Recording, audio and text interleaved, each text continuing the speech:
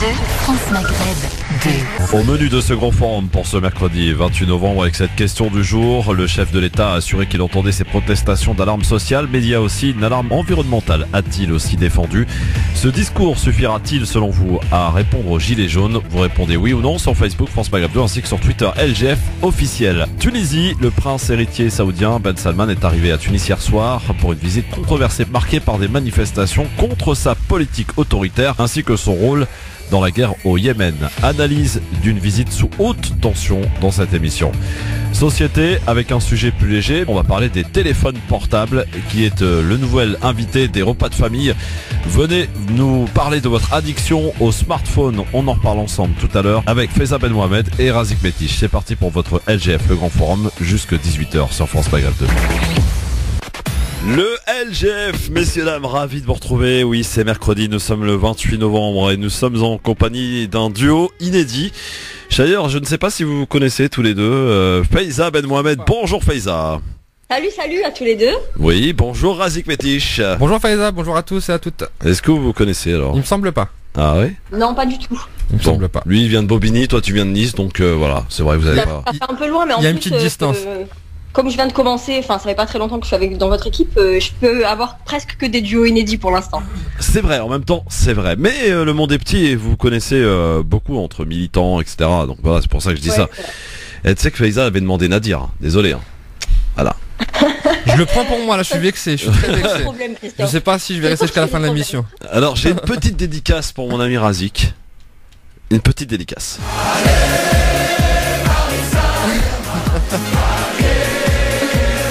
Bon, je retire le casque, hein, ça agresse mes oreilles. Moi je dis c'est à la fin du bal qu'on fait les musiciens. On n'est pas encore à la fin du bal. Pardon, c'était juste un petit plaisir personnel. Voilà. Parce qu'il y a foot ce soir, ma chère Faiza. T'es foot toi ou pas du tout? Ouais, je suis foot, mais tu sais. Pour l'OM à mon avis, Faiza. Je suis à Marseille, je suis né à Marseille, oui. Donc pour l'OM. Respecter tes auditeurs marseillais et arrêter ce genre de bande sonore là. Elle a totalement raison, ça agresse nos oreilles de Marseille. Alors, excusez-moi, j'ai une simple petite question, malade, toute petite question à vous poser. Quelle est l'équipe qui est en Ligue des Champions?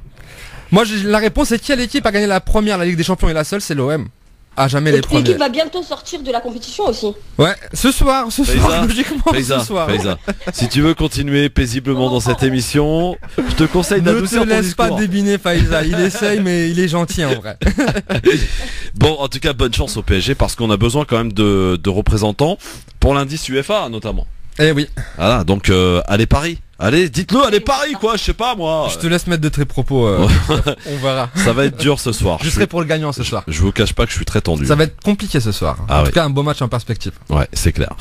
Bon, on en a terminé avec le foot. Pourtant, j'avais promis de pas en parler, mais bon, je pouvais pas je pouvais pas passer à côté de cette petite dédicace et profiter de la présence de Razik, un grand supporter de Marseille, dans nos studios le jour d'un grand match. L'un des plus beaux matchs du monde, PSG Liverpool ce soir au Parc des Princes dans le plus beau stade de France. Voilà. Oula. Tu chanteras moins demain, je pense, Christophe. Le plus beau stade de France. Je chanterai demain, j'espère, avec beaucoup de joie, ma chère Faiza. On te le souhaite. Oui, absolument. Bon, alors, c'est parti, on entame notre premier sujet et qui est lié à la question du jour. 1 heure de discours pour présenter son plan pour l'écologie et pour tenter de calmer les colères. Je n'ai pas saisi quelles étaient les raisons qui avaient pu pousser le chef de l'État à nous mobiliser ce matin pour le regarder, si c'était pour ne rien nous dire. Il fait un discours totalement lunaire. Il ne répond absolument pas sur la justice sociale. Il dit « je vous ai compris et je ne vais rien faire ». On entend le président de la République, on entend le gouvernement, ils évoquent la fin du monde, mais nous on parle de la fin du mois. C'est que nous allons traiter les deux. Il y a sur les mesures concrètes d'aide aux ménages, qui est quand même un des grands éléments de ce qui s'exprime aujourd'hui par les Gilets jaunes, une forme de faiblesse des réponses. Il n'a même pas prononcé le mot salaire, je crois. Il n'a même pas prononcé le mot salaire. Donc tant qu'il n'y a pas de hausse de salaire, tant qu'il n'y a pas de hausse de pension, ces propos, des pensions pour les retraités, ces propos seront inaudibles. Quelle est la réponse qu'ils ont eue? Un cours sur l'écologie, qui était hors sujet, et surtout qui donnait ce sentiment, avec lequel j'ai été mal à l'aise, d'un écart que je n'ai jamais trouvé aussi grand entre un président de la République et le pays. Je crois qu'il ne comprend pas une chose, c'est que le ressort du mouvement des Gilets jaunes, c'est un refus à la fois de la justice fiscale et j'allais dire des privilèges exorbitants qui sont donnés aux plus riches depuis maintenant plus de 2 ans. Moi, je n'attendais rien de son discours, j'ai pas été déçue. Puisque comme j'attendais rien, c'est la confirmation qu'en fait, il est hors des réalités de la vie quotidienne des Français. Je souhaite que partout sur le territoire, cette décision de concertation puisse être déclinée et que partout sur nos territoires, sur les réseaux sociaux aussi, ce débat puisse se tenir. Qu'il engage tous les 3 mois un débat, nous ça nous convient, mais on lui a dit d'ores et déjà que les 5 hausses qui sont prévues sont délirantes. Je reste sur ma faim et je pense qu'effectivement ça aurait été plus adapté d'annoncer dès aujourd'hui des mesures fortes qui marquent les esprits, qui aident les classes moyennes. Construire une méthode pour rendre plus intelligente cette taxe aujourd'hui un peu aveugle et permettre d'avoir tous les trimestres un rendez-vous qui permette en quelque sorte d'atténuer l'effet pour nos concitoyens s'il devait y avoir une envolée des cours mondiaux. Si jamais on avait une flambée du cours du pétrole, eh bien dans ce cas-là, nous pourrions suspendre l'augmentation de la taxe. C'est pas de la TIPP flottante. Le président a tendu la main aux Gilets jaunes et le président a tendu la main aux Français. Ça a été dur, je vous assure, de trouver des gens qui ont une réaction, j'ai envie de dire, positive face à ce discours, mais j'ai quand même réussi à trouver avec évidemment des membres de la majorité. D'où cette question aujourd'hui. Le chef de l'État donc a déclaré qu'il entendait cette protestation d'alarme sociale, mais il y a aussi une alarme environnementale, a-t-il défendu. Ce discours suffira-t-il, selon vous, et là j'attends toute objectivité de votre part, ce discours suffira-t-il à sortir de cette crise, à répondre aux Gilets jaunes, ma chère Faiza? Non, mais je crois pas du tout que ce discours il va permettre de sortir d'une quelconque crise. Il fait qu'alimenter, je pense, le sentiment d'incompréhension et faire grandir le fossé qu'il y a entre le gouvernement et les classes les plus précaires et qui en ce moment se révoltent contre pas uniquement contre le coût des carburants, mais le coût de la vie et une taxation excessive, une espèce de mépris social. On réclamait qu'il parle. J'étais la première à demander cette mesure. Je pensais vraiment qu'il pouvait peut-être comprendre parce qu'il est pas bête ce président, mais a priori il a parlé juste pour parler parce que le peuple il s'en fiche un petit peu. C'est pas sa priorité de savoir que deux réacteurs de Fessenheim vont être fermés, que 14 autres réacteurs à travers la France vont cesser toute activité ou qu'on va fermer les centrales à charbon. On s'en fiche de ça. Les gens ils veulent juste qu'on baisse la taxation, ils veulent un coup de pouce, qui soit financier. On s'en fiche franchement l'environnement c'est pas la priorité des classes populaires et des classes plus pauvres, hein. Ils veulent manger. Ils veulent manger, Razik? Ah oui, je vais abonder dans le même sens. Emmanuel Macron a quand même réussi la gageure que même si on n'attendait rien de son discours, on était quand même déçus. Moi, c'était mon cas. J'attendais absolument rien de son discours. J'ai été déçu. Il y a un hiatus, il me semble, un hiatus qui est en train de se creuser entre d'un côté la perception qu'Emmanuel Macron se fait de la crise et de l'autre côté la perception et la réalité de ce que les gens vivent. Ça rappelle vraiment presque le XVIIIe siècle, lorsque Marie-Antoinette, les rois demandaient mais de quoi se plaint le peuple. Le peuple se plaint d'un certain nombre de choses, d'un certain nombre de réalités auxquelles nos dirigeants ne sont plus confrontés. C'est une réalité, c'est la première chose. La deuxième chose, en termes de temps, il y a différents temps. Le temps, il doit être mis, à mon avis, au pluriel.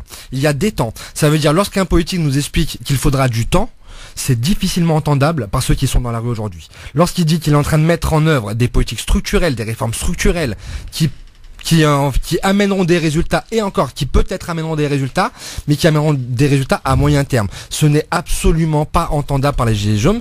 Une autre chose aussi, c'est qu'il a détruit symboliquement un certain nombre de corps intermédiaires.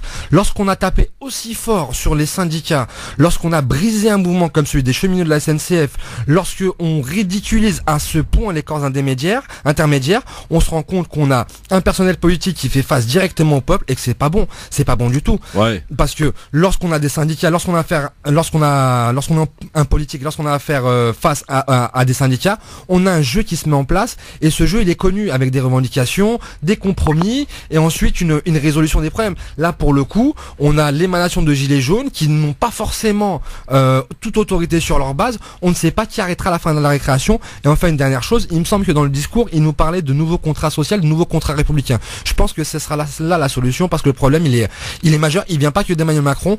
Aujourd'hui, les citoyens français, on leur en demande de plus en plus, on est en train de leur donner de plus en plus de devoirs, et on ne sait pas quels sont leurs droits. Et à l'inverse, les politiques français se sont accaparés de plus en plus de droits, et on ne sait pas quels sont leurs devoirs. Au bout d'un moment, il faudra mettre les choses sur la table. Alors, il y a plusieurs questions à se poser, et les auditrices auditeurs, évidemment, peuvent nous appeler au 01 40 33 9000 pour dire si vous pensez, à l'inverse, peut-être, de Razik et de Faiza, que ce discours va permettre de sortir et de répondre, finalement, aux différentes attentes des Gilets jaunes, qui sont quand même multiples, hein, maintenant. On est parti effectivement du carburant. Aujourd'hui, on entend une assemblée, on demande limite une nouvelle assemblée qui ne serait pas représentative du peuple. On demande même jusqu'à la démission du président. Enfin, voilà, ça part un petit peu dans tous les sens. Une délégation a été reçue hier de 2 membres sur 8 des Gilets jaunes, un certain Éric Drouet, on en reparlera tout à l'heure. Mais je voulais juste avoir votre avis avant d'accueillir notre premier auditeur dans un instant, 01 40 33 9000, sur le fait que les quartiers populaires, et à l'image des différents collectifs, on en a parlé hier, mais j'aurais aimé avoir votre réaction, vous, Faiza et Razik, sur le fait, par exemple, que le comité Adama, que Banlieue Plus, que d'autres comités aient décidé de rejoindre et de rallier les Gilets jaunes. C'était lundi, on l'a appris. Est-ce que c'est pas trop tard? Est-ce que c'est pas de l'opportunisme? Je vous pose la question clairement. Non, moi je crois pas que du tout que c'est ni trop tard ni de l'opportunisme. J'ai moi-même changé d'avis à plusieurs reprises sur cette question. Parce que la semaine dernière, j'avais lu un certain nombre d'espèces d'injonctions qui étaient faites aux Maghrébins, aux Noirs et aux enfants des quartiers populaires, en mode voilà, vous n'êtes pas avec nous, ben on sait pour qui vous roulez, vous venez pas, vous avez pas les gilets jaunes, blabla. Du coup, j'avais été un peu sceptique et je m'étais dit que ce sera sans moi, tu vois. Et finalement, quand j'ai vu que d'autres collectifs, j'ai réfléchi et en fait, finalement, ce combat, c'est celui de toutes les classes précaires. En fait, c'est pas le combat du Front National ou de l'extrême gauche ou de qui on veut.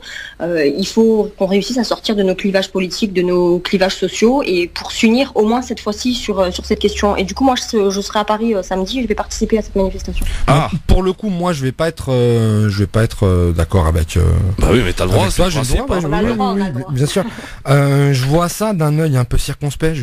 Pour le dire tel que je le pense, que d'un côté, il y a eu un quasi block-out les premières semaines où personne se positionnait ou se positionnait contre, et que d'un coup d'un seul, dès la fin de la semaine dernière et surtout ce week-end, avec des gros partis qui ont pris position pour les Gilets jaunes, et lorsqu'on voit que les quartiers suivent, je me pose la question. Je me pose la question de l'indépendance de ces mouvements. Je me pose la question du timing. Je me pose la question de l'opportunité, et je me pose la question plus fondamentale de savoir si quelque part c'est pas c'est pas rejoindre à bas prix un mouvement qui a déjà pris naissance. Si on voulait faire de la question des quartiers et de la question des violences policières, par exemple, presque un totem de la gauche, je pense pas qu'il faut suivre un train qui est déjà parti. Faut être à la construction. Quand on a loupé le train, c'est difficile de le rattraper en route, quoi. Le mettre dans la plateforme. Il ne me semble pas que les Gilets jaunes demandent un arrêt du contrôle aux faciès, demandent un arrêt des violences policières. Ça sera le 131e point. Ouais. Enfin voilà. Ils sont pas concernés. En tout cas, c'est ma vision. Elle n'engage que moi et moi seul, mais je regarde ça d'un œil circonspect. Oui, absolument. En tout cas, on accueille notre premier auditeur. Alors, on m'a prévenu, on m'a dit, c'est pour défendre Macron. Bien sûr que tout le monde peut s'exprimer dans cette émission, évidemment. Karim, bonjour. Bonsoir Christophe, bonsoir à tes invités. Bonsoir Karim. Alors, dites-nous. Juste 3 minutes, si je pouvais dire ce que je pense sans être interrompu. Ça va être dur. Dire pourquoi je défends Macron. Oui. Moi je défends Macron pour la bonne et simple raison. Alors vous allez dire oui, il divague. Mais moi, écoutez, je suis désolé, moi c'est le seul qui a refusé de faire de sa campagne électorale l'islam au sein de sa campagne. C'est le seul qui a fait campagne sans stigmatiser les musulmans. C'est le seul qui a reconnu la torture en Algérie. C'est le seul qui a rendu 70 tonnes d'or au peuple algérien. C'est le seul, lorsqu'il parle de l'islam, il dit bien que l'islam a été pris en otage par des fanatiques. Et moi, personnellement, moi qui suis marié qui a des enfants, je me sens beaucoup plus en sécurité en France sous Macron que sous Valls ou que sous Sarkozy. Donc maintenant, pour en revenir aux Gilets jaunes, moi, rien que pour ça, je ne vendrai pas mon âme ni ma dignité pour 3 ou 4 centimes d'euros à la pompe à essence. Et deuxièmement, les gilets bleus ou rouges, ce que vous voulez, je m'en méfie comme de la peste. Je sais très bien par qui c'est manigancé. Quand je vois, par exemple, que Le Pen, comment il s'appelle, celui de droite là, Dupont-Aignan. Dupont-Aignan, oui. C'est les premiers à dire, lorsque à la RATP, à la SNCF, ou je sais pas où les infirmières ils font grève, Absolument. oui, ils prennent les gens en otage, il faut interdire. Et maintenant, c'est eux qui poussent les gens à faire grève. On se fout de la gueule du monde. Moi, je dis faites attention parce que si Macron s'en va, c'est le chaos derrière. Et pour nous, les musulmans, ça sera l'enterrement définitif. Soutenez Macron, c'est le seul qui a un minimum d'égard pour nous en France. Voilà. Bah dites donc Karim, vous avez tapé fort là. Merci en tout cas Karim. Salut. On vous a pas interrompu, vous avez remarqué hein. Bah merci. Ah, il nous a dit ce qu'il avait à dire, c'est bon, il a C'est bon, il a fait son truc. Bon, alors dans ce qu'il dit, parce qu'on va décortiquer, c'est intéressant ce qu'il dit. Alors, mais il y a du vrai. Il y a du vrai parce que Oui, absolument. Ouais. par exemple sur l'islam, le fait qu'il ait pas, il a pas pris ce sujet comme beaucoup ont fait durant la campagne électorale, en stigmatisant les musulmans. Ça, on est d'accord. Il a marqué un point. Mais encore plus sur la déchéance de la nationalité. Il était au gouvernement, il était en poste à ce moment-là sur la déchéance de la nationalité, que Hollande et surtout Manuel Valls, qui est aujourd'hui à Barcelone, voulait présenter. Ça a été un des seuls, sinon le seul, d'envergure à s'ériger, à se porter en faux. Je me souviens de son discours concernant la déchéance de la nationalité qu'on voulait faire pour les binationaux. Son discours, je peux le signer, le re-signer. Même dans son acceptation de la laïcité, c'est quelqu'un qui est à l'anglo-saxonne, Emmanuel Macron pour le coup. C'est pas un Emmanuel Valls, c'est pas un Sarkozy, c'est pas un Hollande, c'est pas quelqu'un qui est pur sucre PS, qui voit la religion comme le peuple du peuple ou comme à l'extrême gauche. C'est quelqu'un qui a un certain entrisme, oui, avec la religion. C'est une réalité. Après, on vote pas, il me semble, en tant que musulman en France. On vote en tant que citoyen et c'est une partie d'un tout. Donc ça veut dire peut-être qu'il est cool dans la partie musulmane, après dans la partie sociale. Libéral. Voilà, c'est quelqu'un qui est libéral. Libéral, mais c'est exactement ça. C'est un libéral et même dans l'acceptation religieuse, c'est un libéral. C'est un libéral pas dans la caricature que les médias français en font, pas un libéral que économique, c'est un libéral dans toute l'acceptation du terme. Est-ce qu'il a réussi à te convertir au macronisme, Karim Peyza? Écoute, moi sur la question de l'islam, de son rapport à la laïcité, tout ça, moi pendant la campagne, j'avais beaucoup aimé toutes ces interventions, notamment, je veux dire, il a été quand même à contre-courant des autres qui étaient en campagne et qui faisaient carrément leur beurre sur l'islam ou sur l'immigration. C'est vrai, on lui reconnaît. Ouais, c'est ça. C'est que en fait, on peut lui reconnaître un certain nombre de qualités, mais après, quand il foire là sur la taxe des carburants et sur les taxations en général, bah il faut dire qu'il foire. Je suis désolée, c'est pas parce que on va le critiquer sur un point qu'on dénigre le reste. Moi, mais est-ce qu'il n'est pas en train de payer finalement l'historique de 30 ans d'échecs politiques? Voire même un peu plus. À mon avis, on lui tape un peu dessus pour des choses dont il n'est pas forcément lui le seul responsable, mais dont il se fait aussi l'héritier. Je suis désolée, il a été conseiller de Hollande, il a été ministre sous Hollande. Il faut aussi qu'il assume cet héritage-là. Et malaisément, ça tombe sur lui, mais il faut bien qu'on trouve quelqu'un. Je vais même aller plus loin. Tu as raison. Faiza, pour le coup, il est. J'aime bien le pour le coup. Il est partie prenante. Pardon. Faiza a totalement raison. Il était partie pronante d'un certain nombre de gouvernements, conseiller de la présidence sous Hollande, puis de l'économie, puis même si on remonte plus loin, la fameuse commission, le fameux rapport Attali qui était rapporteur Emmanuel Macron. Enfin voilà, il est dans les arcanes du pouvoir depuis un certain nombre d'années. Après oui, il paye aujourd'hui le fait qu'il y a une déconnexion totale et que la parole politique n'est plus crédible. Ça, ce n'est pas lui. C'est 30 années de promesses non tenues qui font qu'aujourd'hui les politiques français atteignent des niveaux de pétrole en termes de popularité et ne sont pas crédibles aux yeux de la population. Ça ou non, il n'en est pas responsable, mais il fait aussi partie de ce monde politique. Donc oui, c'est normal. Enfin, quelque part, c'est audible que les gens n'arrivent pas à le croire. Méziane, salut. Oui, salut, salam alaikum à tous. Salam. Alaikum salam. Voilà. Merci. Alors voilà, moi je viens d'entendre Karim là qui soutient Macron. Je crois qu'il est en train de mélanger le sociétal et l'économique. Là actuellement, les gilets jaunes, c'est surtout un problème économique. Et par contre, Macron, lui, il n'en a rien à foutre, ni des musulmans, ni des catholiques, ni des juifs, ni des personnes. Lui, c'est un gars, il est au service d'une oligarchie mondiale, c'est-à-dire la grosse élite financière, bancaire, et c'est tout. Il peut s'allier avec un Chinois, avec un n'importe qui. Ce qui compte, c'est de servir les plus riches. Donc il faut pas mélanger, c'est pas un problème ni de religion, ni d'ethnie, ni de rien du tout. Lui, c'est la banque, le pognon. Plus il va servir ses copains, c'est-à-dire les riches, Et plus, il va être content. Que ce soit des musulmans avec qui il gagne de l'argent, ou avec des juifs, ou avec des bouddhistes, il en a rien à foutre. Sa seule religion, c'est le capitalisme. Et les gilets jaunes, c'est le pouvoir d'achat. Et ce n'est pas un problème sociétal dans le sens religieux ou ethnique ou racial. Tu serais pas adhérent de la France Insoumise, toi, par hasard? Oui, je suis. Ouais. Oui, je suis. Ouais. Je suis. Bah, ça se Et il reconnaît. n'y a pas de honte, il n'y a pas de Non, honte, bien j'en sûr suis que non. fier. Évidemment, il n'y a pas de honte, mais on a vite détecté, toi, quoi. Christophe, toi, Oui. est-ce que tu es un gilet jaune ou tu es un gilet bleu? Moi, j'ai pas de gilet, moi. J'ai pas froid. Les gilets bleus à Nice, c'est les mecs qui mettent les PV. Alors, Christophe. Et d'ailleurs, puisque tu parles de PV, vous savez qu'on a appris que 600 radars ont été vandalisés, bombés, empêchés de flasher. Donc ça, écoutez. Christophe. Ouais. Hier, je vous ai entendu dire qu'il y avait les jeunes ou les gens des quartiers qui voulaient, qui se posaient la question s'ils allaient manifester à Saint-Lazare ou je sais pas où. Ouais. Bien entendu, il va y avoir des casseurs comme d'habitude. Les casseurs, ce sont des gens, on ne sait pas qu'est-ce qui les motive, mais en fait, il risque d'y avoir du grabuge et tout le monde va se renvoyer la balle. Ouais. Et moi, je pense que les gens qui veulent défendre leur train de vie et leur, comment on appelle ça, leur lobby, hein, si on peut appeler ça comme ça, ils ne devraient pas se mélanger, ils devraient les soutenir de loin. Et s'ils veulent manifester, qu'ils manifestent en banlieue. Bon, ok, merci Méziane. Effectivement, alors tiens, Faiza, tu nous as dit que tu montais à Paris pour aller manifester.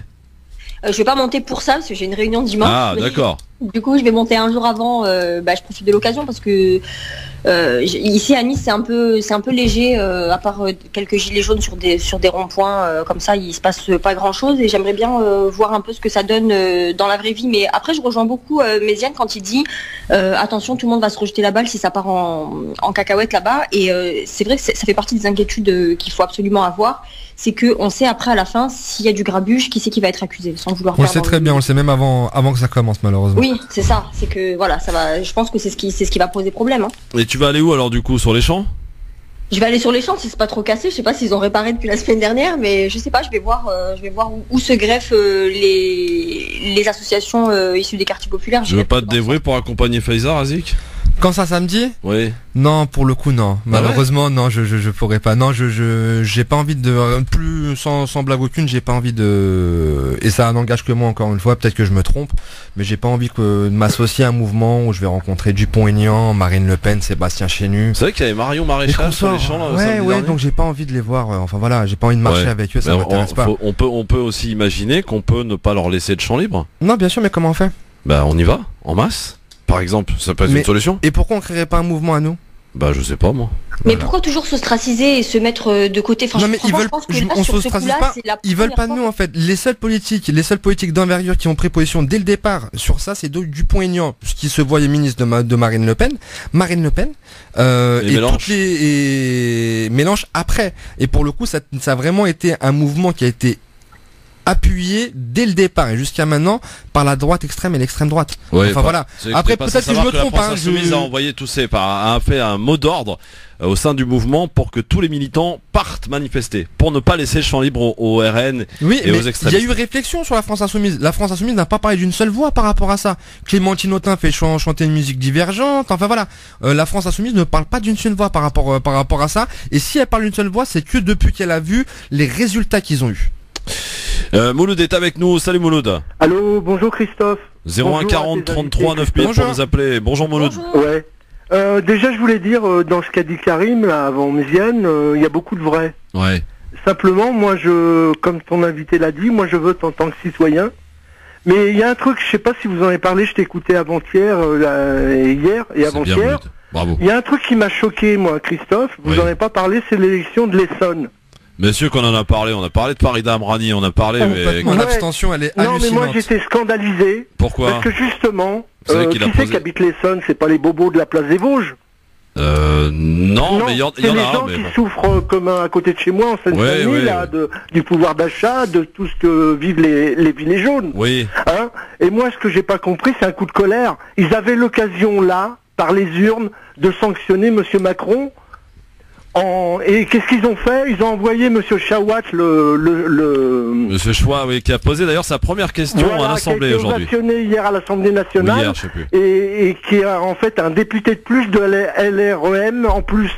Et là, j'ai pas compris parce que hier, j'entendais un invité qui parlait du vote qui va falloir sanctionner par les urnes. On avait le moyen là. Ouais. Alors pourquoi moi je te dis franchement, je suis écœuré. Quand j'ai vu le résultat, ils avaient le moyen de sanctionner parce que ces gens-là, comme à côté de chez moi, il y en a qui peuvent pas finir leur fin de mois. Mouloud. Il y a eu les APL et j'en passe, les retraités, tout ça, et ils l'ont pas fait. Alors moi je suis désespéré, je me dis mais à quoi bon quoi? À quoi bon? Et en plus, c'est un pire sioniste. Il est encore plus sioniste que Valls lui-même, Monsieur Chawat. Et quand tu vois la configuration de l'Essonne, il y a beaucoup de gens de chez nous, entre parenthèses, qui ont dû voter pour lui. Et là, je comprends pas. Moi, clientélisme. Je désespère, Christophe. Je me dis, il y a un problème. Mouloud, non, il n'y a pas de problème, tout va bien, je t'assure. Pour connaître un peu la circonstance, c'est un peu chez moi là-bas. Ouais. Je peux te dire que même Manuel Valls serait présenté face à Amrani, elle aurait perdu. Voilà. Tu trouves qu'il n'y a pas un problème alors? Mais non, c'est pas un problème parce que le problème c'est qu'on considère que ça en soit un, alors qu'on est tout à fait conscient de ce qui se passe concrètement sur le terrain. Il y a du clientélisme, et qui sont les adeptes du clientélisme et les clients du clientélisme? Bah, je te donne en mille, je te laisse chercher. Prouve qu'ils n'ont pas de conscience politique, parce que ces gens-là, les 3/4 des gens de l'Essonne, c'est des gens qui souffrent de la politique de Macron. De la politique, il avait raison, hein, Méziane, dans ce qu'il disait, c'est la politique des banquiers, c'est la même chose, hein, du capital et tout. Moi, le député chez moi, c'est Alexis Corbière, j'ai voté pour lui. Oui. Hein, c'est pas franchement une... bon. Ouais, non, mais quitte à... faut choisir, Christophe. Ouais, mais bon. Faut choisir. Il est fatigant. Faut choisir. Et ils avaient le moyen de le sanctionner. Et quand j'ai vu que hier elle était ovationnée, la question du clientélisme, elle existe partout. Moi, j'habite, voilà, je suis à oui, c'est vrai que chez toi, c'est pas mal, ouais, aussi au niveau du clientélisme. Mais quand tu as une municipalité qui dirige elle-même les offices de HLM, les attributions des logements sociaux et tout, des marchés publics, les gens, ils cherchent pas l'intérêt commun, ils cherchent leur intérêt tout de suite. Quand tu as une mère de famille qui arrive pas à payer son loyer et que tu as Madame Estrosi qui va lui donner un logement pour X raison, et ben la prochaine fois elle va voter Madame Estrosi, même si Madame Estrosi elle est pour les arrêtés anti-Burkini ou les arrêtés, je sais pas, tu vois, il y a plein de choses. Et en fait les gens sont dans la compromission permanente pour obtenir des intérêts qui... Et ils le savent et ils en jouent d'ailleurs. Ils le savent et ils en jouent. Oui, Mouloud. Pour finir, je vais te donner un exemple, une petite anecdote. En novembre dernier, là où j'habite, j'avais une voisine. Et je la rencontre dans la rue, elle me dit, mais monsieur, je comprends pas, le loyer il a augmenté de 5 euros ce mois-ci. J'ai dit non madame, c'est les 5 euros qui vous ont enlevé. Merci Mouloud pour la petite anecdote. Dans un instant, on est de retour. On peut dire un petit mot, non? Non, juste après. Et tu nous réserves un petit avis tranché, d'ailleurs, c'est quoi le titre? Les pompiers pyromanes. Oula, d'où? En France. Ok, à tout de suite. France Maghreb 2, France Maghreb 2. LGF, le grand forum avec Faiza Ben Mohamed depuis Nice et avec Razik Métiche depuis Paris dans nos studs sur France Maghreb 2. C'est le LGF avec vos appels et cette question du jour que l'on vous pose. Emmanuel Macron va-t-il réussir à convaincre et à répondre aux gilets jaunes selon vous? Alors vous êtes, c'est très dur, hein, 94% à penser que non. Ce discours prononcé hier matin ne répondra pas aux gilets jaunes. Vos appels au 01 40 33 9000. On a eu des appels assez finalement contrastés, d'opinions différents. On va accueillir celui de Samir qui nous appelle du 95. Salut Samir. Oui, salut, bonjour Christophe. Oui, je voulais intervenir parce que bon, je vous écoute souvent et notamment sur la question d'aujourd'hui et notamment sur le débat d'hier. Oui. Donc qui va se présenter, qui va maintenir, je pense Macron va pas faire long feu. Donc maintenant, si tout le monde tient le cap, il va pas faire long feu. Au 31/12, je pense qu'on va fêter une nouvelle année du peuple et non pas 2019. Donc hier j'écoutais, ça m'a un peu agacé sur le fait qu'on puisse dire aux personnes notamment des banlieues, oui, non, il faudrait pas venir manifester à Paris parce qu'il risque d'avoir de la casse et ceci et cela. Moi, je comprends pas ce truc. Cette manifestation touche le peuple. C'est-à-dire tout le monde. Et tout le monde est concerné. Parce qu'aujourd'hui, ce qui se passe, je ne sais pas si on le voit, mais c'est pas que la hausse sur les carburants ou le pouvoir d'achat, mais c'est beaucoup plus que ça. On nous a fait passer une loi, mais tout le monde l'a accepté de ne pas avoir plus de 1000 euros dans les poches. Sans ça, il fallait les justifier.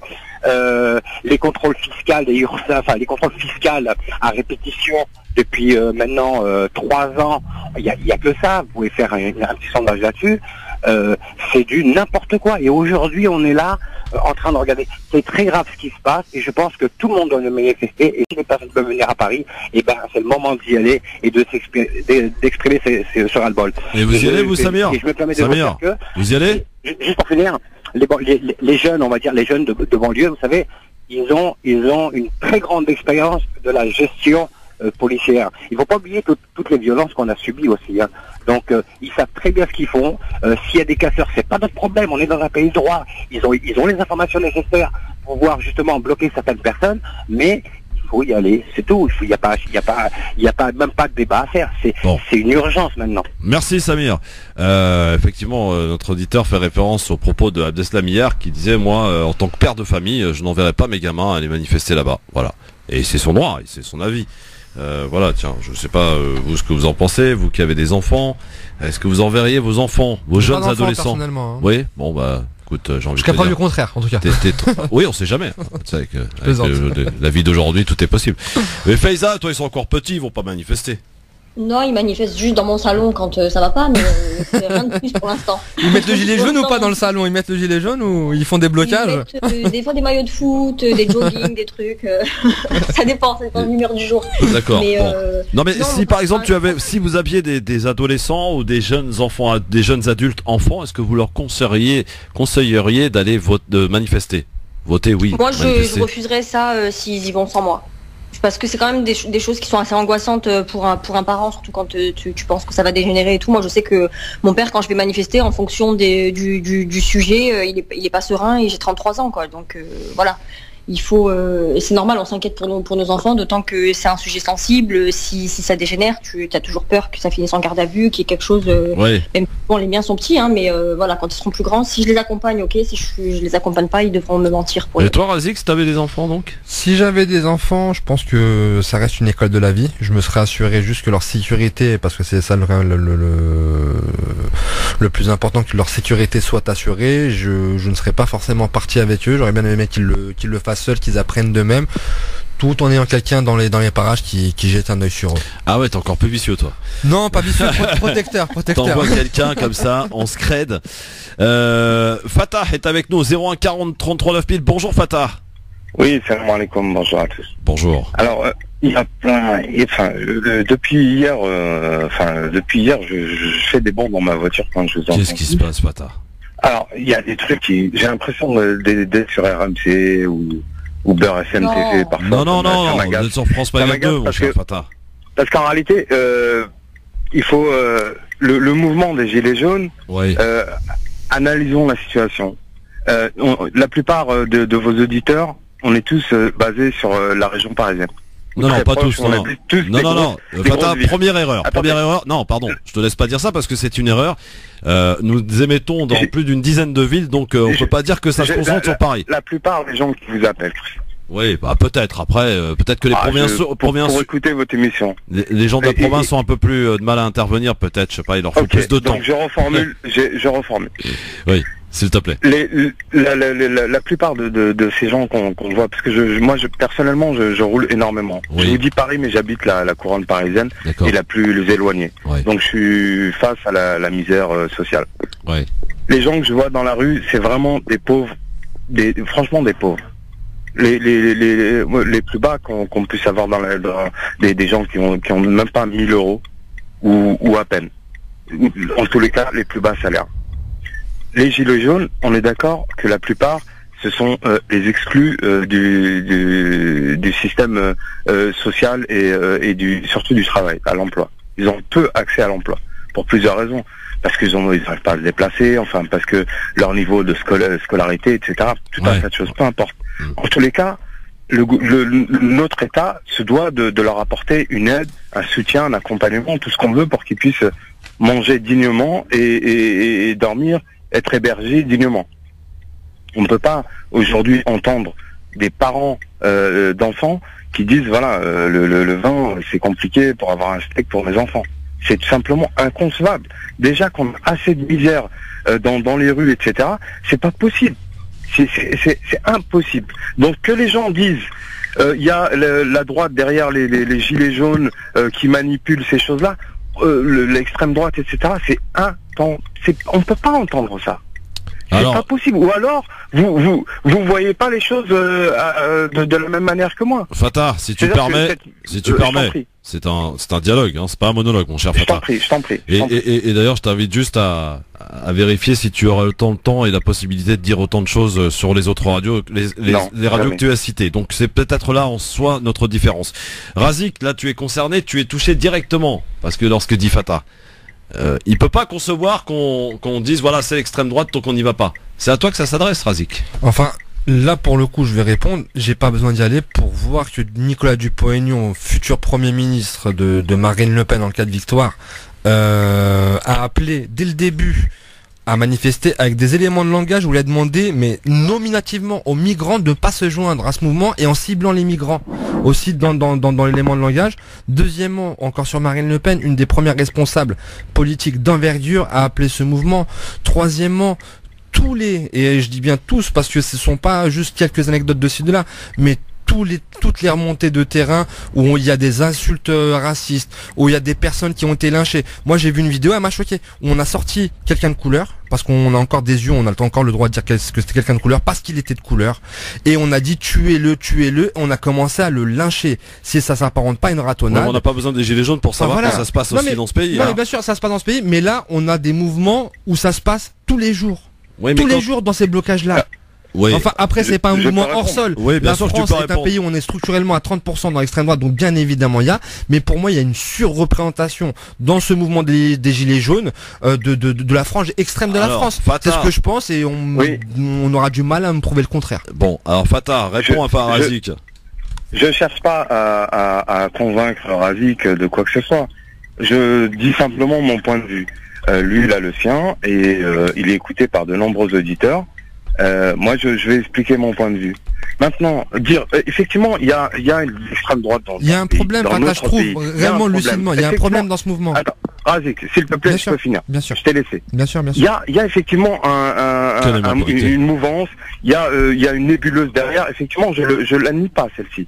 Ouais. En revanche, il y a une misère sociale, et celle-là, il faut pas, sous prétexte que il y a des gens mal intentionnés qui vont qui vont manifester et qui qu'on doit occulter la misère des véritables gilets jaunes qui essayent de porter leur voix de la meilleure manière possible. Enfin, en tous les cas. Oui, parce qu'il y a plein de gens qui n'ont jamais été manifestés dans ce mouvement. Il faut le rappeler. Il y a plein de gens que je connais autour de moi qui n'ont jamais été manifestés de leur vie.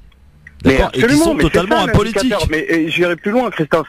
Si on a une approche analytique par rapport à ces gens-là, je suis sûr et certain que au minimum la moitié de ces gens ne se reconnaissent en aucun cas par le gouvernement actuel ou quelconque parti politique. Je suis sûr que ces gens-là ne votent pas ou ont cessé de voter. C'est la France de l'abstention. J'en suis convaincu. C'est fort possible ça, que ce soit la France de l'abstention. Christophe, si je peux me permettre, une dernière chose. Après, je libère l'antenne. Allô ? Oui, on t'écoute, hein. On t'écoute. Moi, j'invite tous les Français et les Françaises d'origine maghrébine, j'entends bien, les blacks, blancs, beurre, montrez-vous dignement dans ces manifestations. Allez-y, affrontez-les de la manière possible. Attention, je n'appelle pas à la violence. Je dis simplement aux personnes qui étaient sur votre plateau hier et qui osaient dire il faut pas y aller, moi j'ai mon fils de 25, je sais plus combien d'années, je l'invite à ne pas y aller. Moi, je suis père de famille. Moi, je vais avec mes enfants. Je préfère accompagner mes enfants, leur montrer et de manifester de la meilleure manière et leur expliquer comment ça fonctionne, une manifestation, etc., que de cultiver cette peur et de rester dans mon coin. Bon. Moi, jamais, au grand jamais, et je finis avec ça, Christophe. Oui.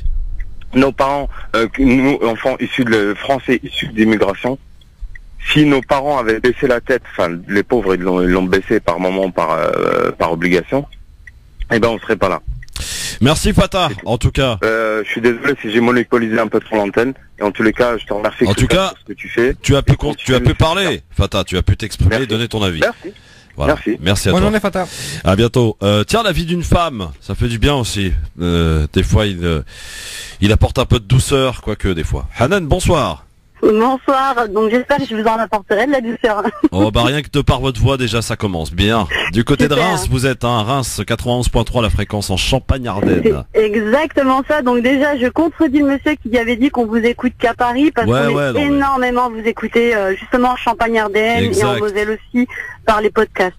Super. Alors ma chère Hanan. Alors moi déjà donc pour placer un petit peu les choses, moi j'écoute votre radio depuis maintenant 15 jours et je vais vous expliquer pourquoi. Alors dites-moi. Parce que j'étais dans une situation de très grande précarité, je vivais avec un minima social, d'accord, l'ASS pour ne pas le citer. Oui. C'est du chômage et donc j'ai appris à jongler avec ça pendant 2 ans. Alhamdoulilah, j'ai réussi à trouver un emploi, donc il y a 15 jours de ça, et en sortant du boulot, première chose que je fais, je mets la radio parce que j'ai pas d'autre poste dans la voiture avec cassette ou CD, voilà, j'ai la radio, et je me suis mise sur vous, j'ai découvert votre émission. Avant j'écoutais que pour danser, maintenant j'écoute pour réfléchir. C'est pas mal non plus. Aussi. On peut faire les deux donc, ici. fait, oui. On peut faire les deux dans cette radio, c'est ça l'avantage. C'est ça, mais après ça dépend aux heures auxquelles on se connecte. Et moi j'ai que dans la voiture où je vous ai, donc à moins de passer toute la journée dans la voiture, c'est pas possible. Oui. Bref.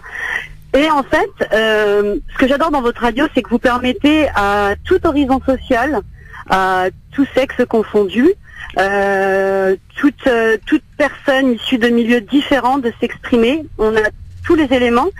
Et moi, je voulais aussi réagir sur certaines choses parce que j'écoutais énormément de choses et j'ai dit pourquoi toi tu réagirais pas aussi, pourquoi tu donnerais pas aussi ton opinion, parce que moi je suis une personne assez silencieuse, mais c'est vrai que maintenant je me dis aussi peut-être que ma voix comptera. Alors j'ai écouté des choses qui étaient intéressantes et des choses qui m'ont fait grincer des dents. Donc là j'ai écouté hier et j'ai écouté un petit peu là en sortant de mon travail. On parlait des quartiers. Donc dans les quartiers il y a beaucoup de richesses, mais il faut pas faire d'amalgame. On a tous un mot à dire, on a tous des choses à défendre. Après, on n'est peut-être pas, comment je vais dire, on est peut-être pas tous érudits de la même manière et on s'exprime peut-être pas tous de la même manière, mais dans chaque catégorie socio-professionnelle, si on doit défendre quelque chose, on défend chacun notre vie. Il y en a qui vont défendre un pouvoir d'achat, il y en a qui vont défendre des acquis sociaux, et on mélange tout, mais c'est qu'il y a un certain malaise quand même en France depuis un petit moment. Donc chacun gueulait de son côté, excusez-moi l'expression, mais c'était pas pour les mêmes revendications. Mais aujourd'hui, on se rend compte qu'il y a un malaise général, peu importe de quel milieu on est issu, peu importe l'origine, peu importe la religion, il y a tous un malaise. Et moi, la question que je me pose, c'est, bon, je sais que là, ça fait écho, les gilets jaunes. Moi, malheureusement, je ne peux pas manifester parce que si j'ai plus d'emploi, je reviens à mes minima sociaux et donc là, je ne vis plus avec tout ce qu'ils nous ont supprimé, tout ce qu'ils ont rabaissé, etc. Je ne peux plus vivre. Mais je me dis, qu'est-ce que la politique aujourd'hui, qu'est-ce que le gouvernement va faire et est-ce qu'il nous écoute vraiment? Vous faites quoi dans la vie, Hanan? Alors moi, je travaille dans tellement de choses. J'ai commencé à donner des cours de danse et aujourd'hui, je travaille pour des mutuelles. D'accord. Et vous avez un contrat, j'allais dire, indéterminé ou... Non, j'ai qu'un petit CDD, mais alhamdoulilah, comme j'ai dit à mon employeur, je prends tout ce qu'il y a à prendre. Oui. Et comment ça se passe? Quand vous nous dites vous étiez dans une précarité, c'est-à-dire vous viviez que du chômage, vous vivez toute seule, vous avez des enfants? Alors moi, je suis maman célibataire et en fait, j'avais eu un CDI par le passé. J'avais commencé à travailler dedans pendant 6 mois et j'ai eu un accident de travail qui n'a pas été reconnu bien sûr en tant qu'accident de travail, mais de la maladie. Donc pas de prévoyance, donc personne pour m'aider. Donc après je suis revenue sur mon ASS, donc à savoir que j'avais 503 € pour vivre et ce qu'on appelle de l'ASF, l'allocation de soutien familial, d'un montant de 114 €. Donc pour vivre, donc avec toutes les charges que ça implique, j'ai une voiture, j'ai un 500 € enfant, on peut pas y arriver, c'est juste pas possible. 500 € on ne vit pas.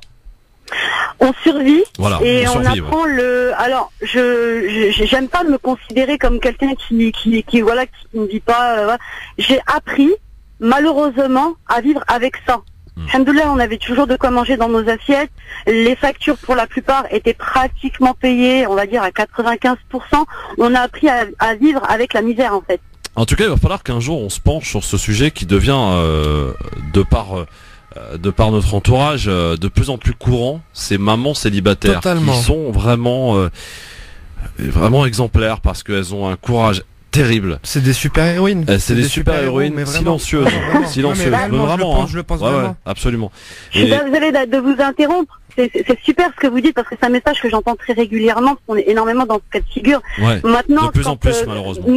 Enfin moi personnellement dans la position où je suis, je me prends pas comme une héroïne ou comme une battante ou comme une guerrière. C'est je me dis à partir du moment où j'ai décidé d'avoir une vie telle qu'elle est, donc où j'ai eu mon enfant, où je sais que alhamdoulilah je dois l'assumer tous les jours. À moi de pas faire la différence. Aujourd'hui, je veux me voir comme une famille normale, même s'il manque un papa, même si il me manque certaines choses, même si j'ai pas un emploi. Je dois pas faire voir à mon enfant. Il faudrait qu'on arrive à creuser, à trouver les éléments qui font qu'aujourd'hui on a de plus en plus de familles monoparentales. C'est la mentalité. C'est la mentalité. Vous croyez vraiment? C'est la consommation. Oui. Parce que par exemple nos parents à l'époque, je me souviens, moi je suppose comme vous tous d'ailleurs, vous avez assisté à des crises entre parents, des scènes de ménage, etc. Mais jamais ils ont prononcé ce mot, jamais ils sont passés à l'action. Malheureusement. Ils restaient ensemble et continuaient, j'allais dire, de Mais j'ai un travailler. exemple par rapport à ça. J'ai un exemple. Avant, quand quelque chose, justement dans l'époque de nos parents, quand quelque chose se brisait, un plat, pagine, et ben on essayait de le consolider. C'est ça, d'accord. c'est ça. Et on essayait de quand même l'user au maximum. Alors on n'est pas en train de faire de nostalgique de base, hein, mais voilà. Voilà, aujourd'hui, société de consommation, eh ben on sait que, vous regardez juste par exemple les téléphones mobiles. Bah, aujourd'hui on ne les change même plus parce qu'ils ne fonctionnent plus, mais on les change parce que le nouveau modèle est sorti. Oui, et puis l'arrivée des réseaux sociaux, ça a fait énormément de mal. Voilà, la facilité, l'envie du changement, etc., etc. Il y a les mœurs, les mœurs. Bah c'est la faute de François Hollande, ça, avec son changement, c'est maintenant. Bah voilà. Bah, c'est ça en fait. Oui, qu'est-ce qu'il y a, Faiza? Il n'y a plus de limite. Taubira d'émission. C'est à cause d'elle.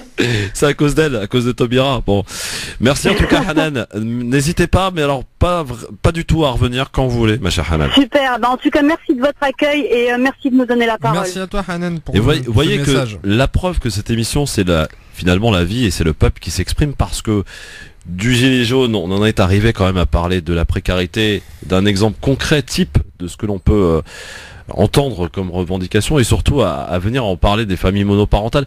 D'une simple conversation de 5 minutes à peu près, on arrive à découler sur plusieurs sujets. C'est la vie, quoi. C'est la famille, c'est le grand forum, c'est tous les jours cette possibilité que vous avez de vous exprimer.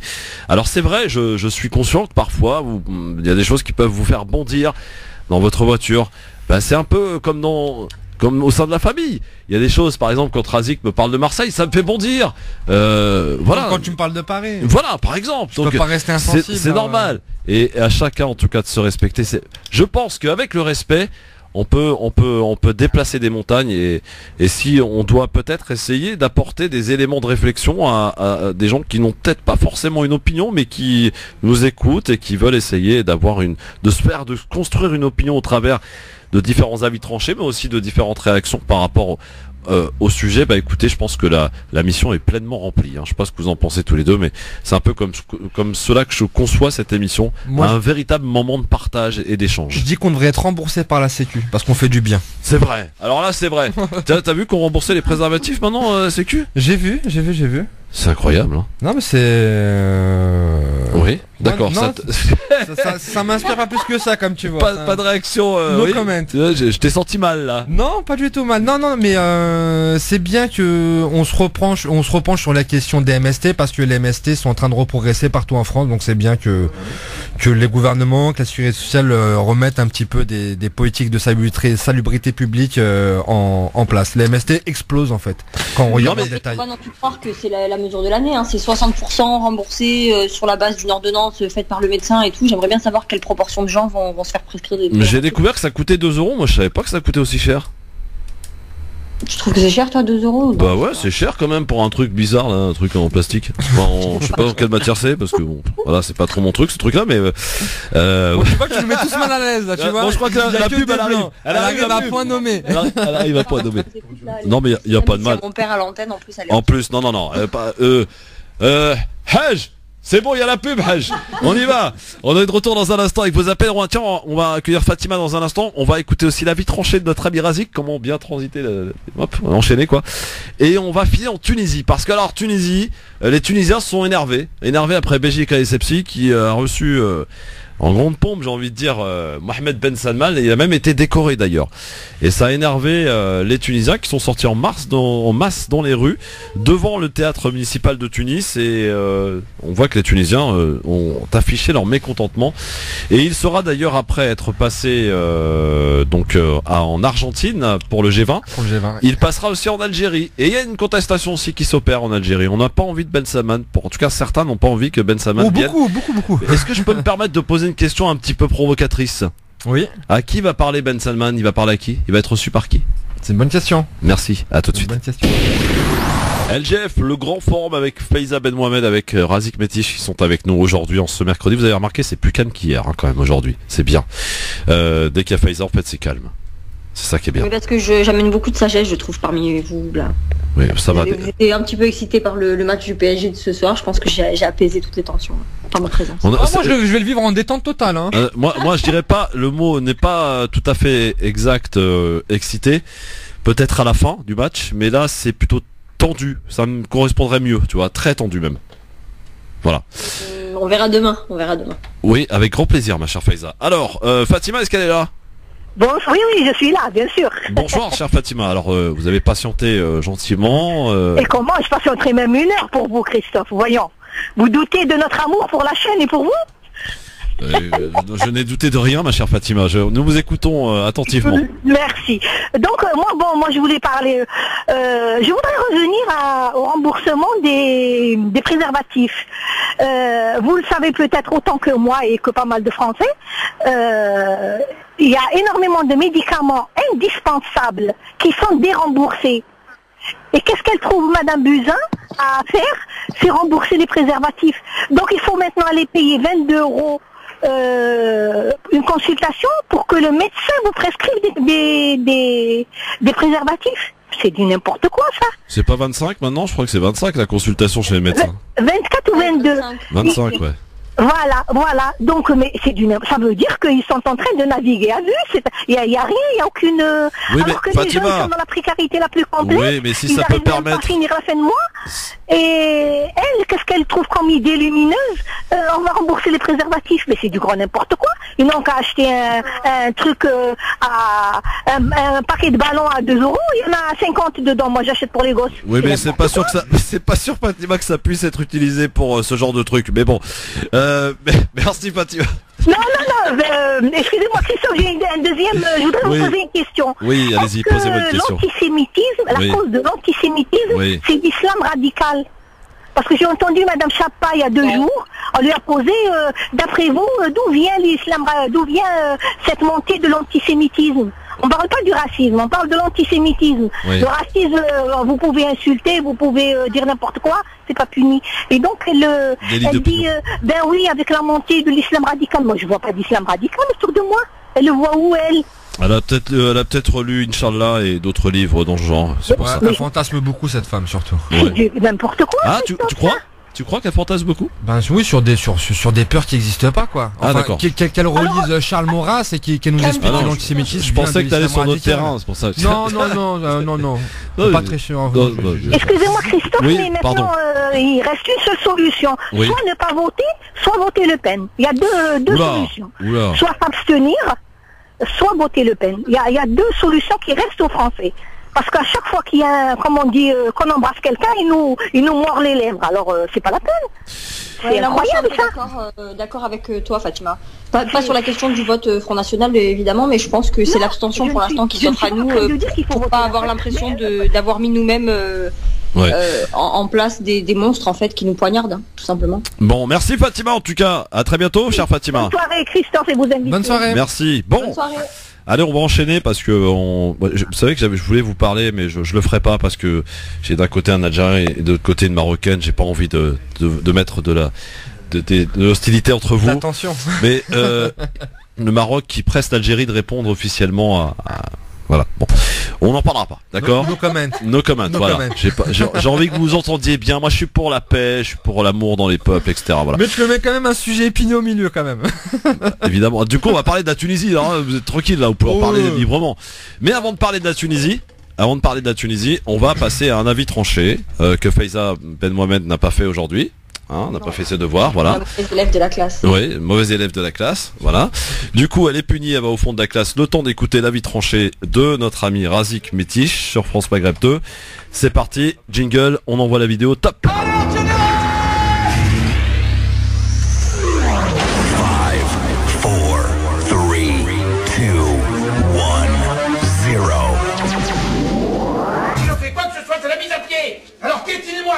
Alors mon cher Azik, tu avais envie de changer littéralement de sujet par rapport à la semaine dernière. Ton avis tranché d'ailleurs qui a fait beaucoup de bruit, je tiens à le dire. Un peu. Et là, tu vas nous parler de quoi aujourd'hui? Des pompiers pyromanes. On reprend un petit peu de hauteur sur l'actualité politique française nationale. Alors les pompiers pyromanes, on t'écoute. Alors Alexis de Tocqueville écrivait dans l'Ancien Régime et la Révolution et mettait en exergue le fait que la Révolution française a éclaté au moment même où le pouvoir royal commençait à réformer le pays et au moment même où le pouvoir royal desserrait son étau. Ainsi naissait la théorie de la cocotte minute, où si l'on pressure et on ouvre d'un coup, l'explosion était à craindre. Le sifflet représentant la colère sociale permet d'ajuster et d'évacuer la pression. Aujourd'hui, force est de constater que l'analyse de Tocqueville est toujours valable. Le pouvoir macroniste, en rabaissant à ce point les corps intermédiaires, en dédaignant le dialogue social, se comporte comme de véritables pompiers pyromanes.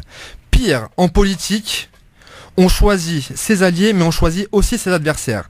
Le président de la République et la Macronie, en choisissant comme adversaire des extrêmes, alimentent un feu qu'il a lui-même provoqué. Définitivement, la politique a ses raisons que la raison réprouve. Ça y est? Oui. Ah d'accord, ok. Court et C'était efficace. l'avis tranché de notre ami Razik Metiche. Ah ouais. Voilà, on vient de chercher maintenant, ça y est, c'est fini. Ouh là là. Voilà. Aïe aïe aïe. Ah oui, non, mais il y a des mots quand même. Non, vous avez remarqué, vous qui utilisez de Twitter, que de plus en plus, lorsque vous tweetez sur un truc, vous avez un truc qui apparaît en disant si vous voulez, alors c'est quoi le contenu, je sais pas quoi. Là, il y a un truc qui apparaît de plus en plus. Et j'ai remarqué que quand vous mettez des mots clés comme ça se met tout de suite en message. Genre, il faut appuyer sur un truc pour voir le truc, tu vois. Enfin, j'ai remarqué ça. Toi qui utilises Twitter, Faizanan, t'as pas remarqué? Oui, des fois, ils te demandent même des fois de changer tes paramètres de sécurité pour voilà, pouvoir, c'est ça. Ouais. avoir accès aux messages. Ouais, Bon. mais du coup, je sais même pas comment on fait pour l'enlever, mais et des fois, c'est des contenus, parce que j'ai plusieurs comptes, donc des fois, je vais regarder avec un autre compte et c'est débloqué. D'accord, ah ouais, parce que moi à chaque fois, je sais pas, à chaque fois que je fais des trucs, je suis obligé d'aller voir, débloquer le truc. Merci beaucoup Razik. On va passer, si vous le voulez bien, maintenant. Qu'est-ce qu'il y a les gars? Ah bon? Qu'est-ce qu'il y a? Pourquoi vous avez eu du mal? Il y a un problème technique. Ah bon? Bah bravo. Hein. Ça me va bien, j'étais mal rasé aujourd'hui. Monsieur par les lectures qui est encore avec nous, Mohamed Koussa. Tu connais Mohamed Koussa, Faiza, ou pas? En plus il donne ton nom, c'est pas aussi. Non, tu connais pas. Alors tu sais que c'est le champion de lecture rapide, hein, Mohamed Koussa. Hein? Et d'ailleurs il passe sur. D'ailleurs j'en profite parce qu'on a une heure de grande écoute dans le grand forum. Ouais. Tu passes chez Mac Lesguy dimanche dans E égale M6. Ouais. Ouais. Tout à fait, ouais. Ouais. Et tu vas t'as détrôné Mac Lesguy en lecture rapide. On a fait un concours de lecture rapide. Et je donne pas le résultat, mais voilà, il faut regarder M6, E égale M6 dimanche soir à 20h20, et puis vous verrez si j'ai battu ou pas le Mac Lesguy en lecture rapide. En lecture rapide, à voix haute ou à voix basse? Non, à voix basse en fait. D'accord. Il y a un arbitre qui est venu, ils ont fait venir un arbitre international de Pologne, et ils nous ont donné un livre qui n'avait jamais été édité, ils nous ont donné après des questions à répondre, et puis voilà, on a joué le jeu tous les deux. Eh ben, tu l'as bien démonté quoi. Résultat dimanche à 20h20. Résultat de mon démontage. Démontage. Voilà, le dimanche soir. Voilà. Dimanche soir à 20h20 sur M6 dans E égale M6. Voilà, notre ami Mohamed Koussa que vous retrouvez d'ailleurs tous les mercredis sur France Maghreb 2 pour son émission Par les lectures. Ouais. Parce que voilà, on parle de lecture, on vulgarise un peu la lecture quand même. Exactement. Quelque part, hein, parce que sinon c'est chiant un peu, non? Exactement, ça peut paraître lourd pour certaines personnes. Ça devrait exister sur toutes les radios parce que c'est hyper important pour tu vois, d'avoir des émissions culturelles comme ça, même pour même à faire écouter pour les enfants, bon, pas trop jeunes, mais voilà, c'est important de. Moi, je kiffe quand je vois sur Twitter, il y a Abdella Boudour par exemple qui organise souvent la dictée des cités, dictée pour tous, machin. Bon, on reçoit Rachid Santaki bientôt. Rachid Santaki sera avec nous mercredi prochain, ouais, dans l'émission. C'est cool. Voilà. Non, mais c'est hyper intéressant de sensibiliser les jeunes sur la lecture, l'écriture et tout. C'est ça qui va les sauver plus tard. Les jeunes et les moins jeunes. Ouais, mais c'est les jeunes l'avenir. Les vieux. C'est vrai. Ah, mais on va devenir vieux nous aussi. Je me désolidarise totalement. On va devenir vieux nous aussi. Non, bah, moi je me sens pas visé. Moi, je sais pas pourquoi vous vous sentez visé. Je me sens pas visé. Moi, je suis jeune, beau, élégant. Tout ce qui ça va, tout ce qui va bien. Bon. Alors, on va parler maintenant, si vous le voulez bien, de la Tunisie, parce que vous savez que le prince héritier Mohamed Ben Salman est en tournée en ce moment pour essayer un petit peu de redorer son image. Et il est parti en Tunisie. Alors ça a suscité évidemment un certain nombre de réactions chez les Tunisiens qui effectivement n'étaient pas contents de la venue de Ben Salman. Il est arrivé hier soir en Tunisie. Ça s'est passé avec Béji Essebsi, le président tunisien. Et il a même été décoré d'ailleurs. J'ai cru voir même d'ailleurs que l'autre il avait appelé papa. Enfin voilà, apparemment très bien les deux ensemble. Ils se sont fait des bisous ou pas? Ils se sont fait des bisous, j'en sais rien. Moi j'étais pas là. Mais en tout cas les Tunisiens sont sortis en masse dans la rue, en particulier devant le théâtre municipal de Tunis. Alors est-ce qu'il faut recevoir Ben Salman, Faiza Razik, sachant que avant que vous puissiez répondre, il va partir au G20 en Argentine où il devrait rencontrer en marge Erdogan, le président turc, et ensuite devrait terminer sa tournée, j'ai envie de dire, en Algérie, le 6 décembre prochain. Alors Ben Salman, d'ailleurs ça provoque des remous aussi, il évite le Maroc, vous savez qu'il y a toujours ce petit... le Maroc est un peu fâché en fait que l'Arabie Saoudite ait donné sa voix pour l'organisation de la Coupe du Monde, que les Saoudiens ont donné leur voix aux États-Unis. Surtout qu'ils siègent dans les mêmes organes de coopération et qu'ils sont en guerre ensemble. Surtout qu'ils étaient en guerre ensemble, donc voilà. Et le Maroc l'a un peu en travers, du coup Ben Salman préfère éviter le Maroc, mais il a été en Tunisie et il va aller en Algérie. Est-ce qu'il faut le recevoir d'après vous après cette affaire Khashoggi? Non, moi je pense que c'est une erreur, mais bon après ça reste un futur dirigeant d'une monarchie, un futur roi a priori. Ou pas. C'est difficile de concevoir qu'on puisse l'interdire de se balader de pays en pays. Maintenant il y a recevoir et recevoir, c'est-à-dire que là en Tunisie il a quand même été reçu avec certains honneurs qui je pense qu'il ne mérite pas.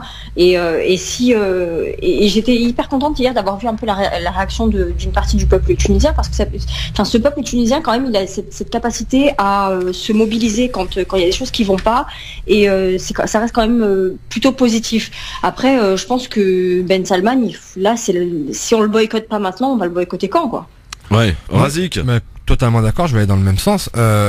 Il y a, bien évidemment, on est tous au courant du fait que la diplomatie répond à un certain nombre de critères, dont la réelle politique, c'est-à-dire on doit faire avec le pouvoir en place. C'est une réalité diplomatique. Ouais. Ça, c'est la première chose, mais comme l'a très bien dit Faiza, il y a recevoir et recevoir. Lorsqu'on met les petits plats dans les grands, lorsqu'on décore, lorsqu'on déroule un tapis rouge exceptionnel, un tapis rouge gorgé de sang à ce dirigeant, oui, là on prend position, et c'est pas une première de la part du président tunisien. Il a fait une sortie récemment, une sortie médiatique où il disait que heureusement que le Qatar et l'Arabie Saoudite ont été les seuls à aider la Tunisie. Enfin, il a un voisin qui est sur sa gauche qui s'appelle l'Algérie. S'ils l'ont pas aidé, enfin, faut vraiment qu'ils reprennent les comptes de la Tunisie. Ça, c'est une réalité. Le pouvoir tunisien et brinque-ballant, peut-être qu'il se cherche des alliés extérieurs et d'autres alliances extérieures. Peut-être d'où cette volonté de surjouer l'amitié tuniso-saoudienne. Mais après, là, c'est la Tunisie. C'est le cas dans tous les pays. Si vous prenez les décorations qu'a eu MBS en France, vous pouvez les reprendre. Il a été décoré par le pouvoir français. Il a été décoré par l'essentiel des pouvoirs occidentaux et l'essentiel des chancelleries. Parce que c'est de la réelle politique. On a besoin de l'allié saoudien à la fois dans la lutte contre le terrorisme, pour les marchés pétroliers, et parce qu'ils sont au cœur du Moyen-Orient qui reste la poudrière mondiale. Ouais. Donc on a vraiment besoin de cet allié. Et puis là encore, regardez regardez son agenda. Là, il va en Tunisie. Il va où? Il va au G20. Ça veut dire que tous les copains, ils ont dit c'est pas grave MBS, c'est pas grave, viens, on va s'expliquer. Enfin, et là pour le coup, c'est dommage, et j'espère qu'on n'a pas laissé passer la fenêtre. Il faudrait là tout de suite avoir du pouvoir saoudien, avoir de cet homme, premièrement qu'ils arrêtent le massacre au Yémen, ouais. parce que ça va aller 2 minutes quand même. On a aujourd'hui un peuple affamé, sous blocus, qui se fait massacrer et sous anesthésie générale. En comparaison, lorsqu'il y a des massacres en Palestine, toute l'opinion publique, je dis bien toute l'opinion publique quasiment, se mobilise dans les différents réseaux. Au Yémen, ça fait plus de 3 ans, il n'y a pas l'ombre d'une manifestation. Enfin voilà. Et la deuxième chose, c'est qu'il abdique. Enfin voilà. Il me semble que la famille Ibn Saoud est composée d'un certain nombre de princes héritiers, cousins germains. Enfin voilà, qui nous trouve quelqu'un qui fasse un peu mieux l'affaire que MBS quand même. C'est quelqu'un voilà qui a prouvé qu'il n'était pas l'image qu'il voulait montrer aux médias occidentaux, qui n'était pas un moderniste, qui n'allait pas moderniser l'Arabie Saoudite, et au contraire il était là pour pérenniser le pouvoir des Saoudiens. Erreur politique pour Belgique et Sepsi d'avoir décoré, reçu, on a bien compris que ça fait partie un petit peu de la géopolitique, etc. Mais d'avoir décoré, d'aller jusqu'à décorer Ben Salman. Erreur humaine et politique. Erreur humaine et politique. Pour le coup, je pense que ça répond aussi peut-être à une volonté de la scène politique intérieure tunisienne. Est-ce que c'est pas pour embêter le Nahda, pour être très clair? Je le voyais aussi comme ça. Ouais. Je le voyais aussi comme ça, quelque part. Enfoncer un coin dans le Nahda, mais voilà, quelque part, on fait pas de la politique avec de bas étage, quoi, j'ai envie de dire. Les ennemis de mes ennemis sont pas forcément mes amis. Oui, en tout cas, le peuple tunisien est descendu dans la rue, et ça, c'est plutôt rassurant déjà. Oui. Voilà. Et on verra ce qu'il en sera en Algérie et par qui il sera reçu aussi. C'est la question que je vous pose, sans provoquer quelconque réaction, mais on peut se demander très légitimement par qui il va être reçu, sachant qu'on sait que le président algérien est malade et donc voilà. Après on verra. Voilà, faire à suivre. En tout cas, il y a eu beaucoup de manifestations aussi sur les réseaux sociaux algériens qui dénoncent la venue de Ben Salman le 6 décembre, rappelons-le, en Algérie. Allez, notre dernier sujet, il est plus léger cette fois-ci. Et là, on vous appelle aussi à réagir. Et j'ai envie de dire que c'est un sujet que j'avais envie de mettre sur la table depuis longtemps, parce que je me suis aperçu que depuis des années maintenant, que l'émergence des téléphones et des smartphones en tout genre sont apparus. Et bien c'est un nouvel invité parmi les repas de famille. En effet, vous n'êtes pas sans savoir qu'on peut se réunir comme ça pour manger ensemble, comme à l'époque, c'est-à-dire on parlait, on échangeait, on buvait le thé. Sauf que maintenant, voici un nouvel ami qui est arrivé, ça s'appelle le portable, et il prend beaucoup de place, je trouve, peut-être d'ailleurs beaucoup trop de place, et je me mets dedans d'ailleurs. On parle de notre addiction à notre smartphone. Est-ce que tu imagines, Faiza, ta vie aujourd'hui sans le smartphone, sans le téléphone? Non, mais absolument pas. Moi, je suis carrément dépendante, mais genre à un point, je pense que je vais devoir faire à un moment donné une désintox. Je sais même plus comment faire. Parce que, bon, après, je m'en sers aussi pour le boulot, mais mon téléphone, il faut savoir qu'il est dans ma main et toute la journée. Et où je vais, il va. Même à la douche, il est à côté de moi. Et la nuit, il est en dessous de mon coussin. C'est-à-dire que je rate rien. Il faut, voilà. Quelle chance. C'est grave, ouais. Ouais. Pareil. Je suis intoxiqué par le téléphone. Mais est-ce que ce fameux téléphone finalement n'a pas abîmé les liens aussi avec les gens? Ça, bon, allez, on va faire simple. Il y a quelques années, les gens de mon époque, tu vois, la quarantaine, bel âge quoi, la maturité. Et quand on avait envie de rencontrer du monde, on sortait, on allait boire un verre le soir, on allait, je sais pas, voir une pièce de théâtre, on allait au cinéma. Aujourd'hui, avec les différentes applications, avec le téléphone, on peut tout faire. On peut même se marier à distance maintenant, c'est formidable. Non, après ça a ouvert des opportunités, faut pas se cacher. Je pense par exemple à ceux qui sont célibataires et timides. Ouais. Le téléphone portable a offert des milliers de possibilités de rencontrer des personnes qui étaient dans l'isolement. Il y a des applications où on recense par exemple les personnes âgées pour leur apporter de l'eau en période estivale, en période de canicule. Donc c'est pas le téléphone en soi qui est condamnable, c'est notre utilisation. C'est un outil, ça reste un outil. Ça veut dire ça peut nous permettre de faire tout et n'importe quoi. Si on décide de faire n'importe quoi, c'est un peu notre fait. Après, une petite parenthèse, il y a un repas qui est organisé par des amis, tous mariés, où en fait la personne qui va payer les repas, toutes les personnes doivent poser leur téléphone dans une corbeille. Ah, c'est bien ça. La personne qui paye le repas est le premier à prendre son téléphone. Faites-le, vous verrez que ça va décrisper les gens, que vous aurez beaucoup moins envie de prendre votre téléphone si vous payez la douloureuse de toute la famille. Là, on est en train de faire comme les enfants en fait. Avoir des temps, se ménager des temps. Ouais. Par exemple, après manger, j'ai le droit à 1 heure de téléphone. C'est mon petit plaisir. Et ouais, mais ça c'est un peu compliqué. C'est un peu compliqué. C'est une vraie contrainte. Bien sûr. Il y a là, avec la nouvelle mise à jour d'iPhone, tu as une fonction qui te permet de regarder un peu ton temps d'écran. Alors, t'as battu des records. Si je peux vous annoncer mon chiffre sans vous tomber de la chaise. Alors, depuis ce matin, je suis connecté 7h47. Oh là, ah ouais, quand même. Mais qu'est-ce que j'ai fait 7h47? C'est dingue, ça. C'est ça, c'est chronophage. C'est chronophage. Il est 17h44. Ça nous vole du temps. 17h44, voilà. Chronophage et alors, énergivore. Il m'explique que j'ai passé 5h30 sur les réseaux sociaux. Ouais. 34 minutes de production, bon ça doit être quand j'ai dû écrire un article tout à l'heure. Et il y a 25 minutes de jeu, donc ça je vais mettre ça sur le dos de mon fils. Il a bon dos, je trouve qu'il a bon dos. Hein. Absolument. Ouais, voilà, ils sont là pour ça. Non mais c'est extrêmement parlant ce chiffre, Faiza. 7 heures sur un téléphone. Il y a 20 ans, on pouvait pas imaginer ça, c'était impossible. Et les gens se parlaient, se regardaient. Aujourd'hui, vous allez dans le métro à Paris, Faiza, je sais que tu voilà. Non, les gens se parlaient pas avant le téléphone. Non, les gens se parlaient pas avant on est parisiens, on se parle pas. On s'est jamais parlé, on se parlera jamais. Et au Moyen-Âge, ils se parlaient déjà pas. Ouais, mais d'accord, mais si tu veux, le téléphone a remplacé le journal. Oui, ça remplace le journal, oui. Pour éviter de se regarder, pour éviter, je sais pas, mais moi ça me pose question quand même ce téléphone dont je suis moi-même dépendant et j'ai une parfaite addiction que je reconnais tranquillement sans mon téléphone. Effectivement, comme Faiza, il dort avec moi. Enfin oui. Il dort Après, avec moi, le plus révélateur, c'est quand il n'y a plus de batterie. Quand il n'y a plus de batterie, c'est la panique à bord. Enfin, je sais pas comment ça vous arrive. J'ai plus mon téléphone, il s'éteint, mais je suis en deuil. Ça va pas. Ouais, moi aussi. Moi, je rentre, hein. Même si j'ai un truc grave et tout, je rentre, je charge et après je ressors. Vous vous rendez compte, j'en connais même sans dire de nom, ils se promènent avec 3-4 chargeurs. Bien sûr.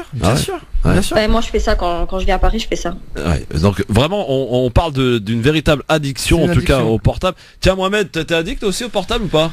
Oui, malheureusement un peu trop. C'est justement ce qui est marrant, c'était un peu l'objet de l'émission de tout à l'heure, où j'ai présenté le livre Soft Skills de Jérôme Moharo. Et parmi les problèmes qui ont été détectés en entreprise, c'est le manque d'attention en fait. Les gens sont beaucoup moins productifs à cause notamment de la vulgarisation des écrans, ordinateurs, réseaux sociaux énormément. Et justement dans ce livre-là, il propose de donner quelques astuces pour pouvoir maîtriser un peu mieux l'utilisation de son portable. Et alors, la question se pose aussi à propos des enfants qui sont, je le vois en tout cas, de plus en plus jeunes à posséder un portable dernier cri. Hein. Non mais même pas le posséder, à être familiarisé. Moi j'ai mon petit neveu que j'embrasse, il m'écoute pas mais je l'embrasse quand même, Yanis qui a un an et 2 mois. Ils manipulent le tactile sans problème. Il n'y a pas de problème. Ils ont compris le principe, ils ont compris que le téléphone c'était un peu là où ça se passait. Ils sont nés avec, c'est leur génération.